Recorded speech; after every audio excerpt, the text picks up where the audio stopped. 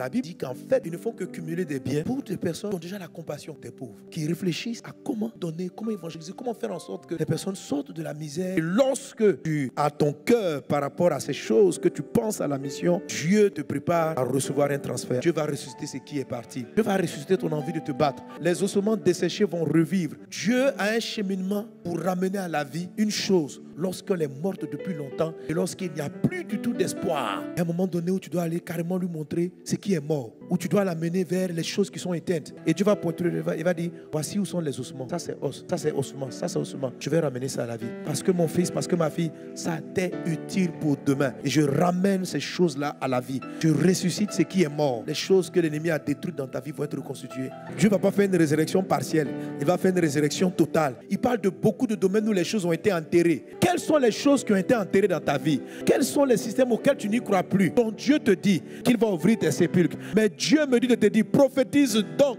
Il dit de te dire, je te ferai sortir de tes sépulcres, ô mon peuple. Je vous ramènerai dans le pays d'Israël. Ça veut dire, il va te ramener de ce qu'on t'a fait perdre. Il va te ramener à ta position. Dieu m'envoie vers toi pour que je te parle de sa part. Il te fait sortir de ces tombeaux. Il fait sortir tes finances, ta vie spirituelle, ta communion avec Dieu. Il fait sortir ta santé. Je déclare par l'Esprit de Dieu, tout ce qui était enterré, abandonné, fini, reprend vie maintenant. Des prophètes, des prophétesses, des gens oints du Seigneur, des hommes et des femmes que tu vas utiliser, ceux qui se lèvent pour le royaume de Dieu. Des puissances surnaturelles agiront au travers eux. Dieu ramènera les espoirs, les espérances, là où tout était déception. Là où tu pensais que tu étais en retard, la main de Dieu va te faire rattraper les années perdues. Tu vas rattraper des gens qui ont eu des diplômes, qui ont pris de l'avance sur toi, qui ont des relations. Mais la main de Dieu sur toi va te saisir. Et il se trouve que tu vas aller beaucoup plus vite qu'eux.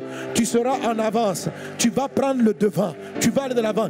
La Bible dit que nul ne se prive de la grâce. Et toi, ton travail, c'est de recevoir la grâce. Alors, pourquoi Élie est parti simplement se mettre à genoux? Sa prière n'a pas mérité la pluie. Il a prié avec instance pour ne pas rater la grâce. Parce que Dieu dit la pluie arrive. Ce soir, dispose-toi juste pour la grâce. Dieu m'a dit de te dire que toi, tu as trouvé grâce. Tu dis, Seigneur, est-ce que c'est parce que je fais des dons aux pauvres? Il dit non, c'est la grâce. C'est parce que tu vas obtenir grâce que ton comportement va changer. C'est la grâce qui va te donner le comportement qui va avec. Ce n'est pas ton comportement qui va attirer la grâce, mais c'est la grâce qui produit le comportement. Mais la grâce, elle vient quand même ton comportement montre que tu ne peux pas t'enrichir. Tu as fait tous tes efforts et ton comportement, ça t'a laissé là où tu es. Donc tu ne peux pas t'appuyer sur ton travail. Tu ne peux pas t'appuyer sur tes recherches. Mets ça de côté. Aller se mettre à genoux comme Élie s'est mis à genoux, c'est se disposer pour la grâce. C'est dire que je ne suis rien par moi-même. Je mets ma tête, j'abandonne, je jette ma couronne, je m'humilie car je ne compte ni sur ma justice, sur ma droiture, sur mon intégrité. C'est vrai que je fais du social, c'est vrai que j'ai aidé les gens, mais à côté d'aider les gens, j'ai un cœur aussi qui est un peu corrompu. Mon Dieu, je suis impur. Je ne peux pas compter sur ma justice parce que dans ma justice, il y a aussi de l'injustice. Donc, je mets ça de côté, je me mets à genoux, la tête entre les jambes pour dire ce dont j'ai besoin, c'est de ta main bienveillante. Il en est ainsi dans le nom de Jésus. Alléluia.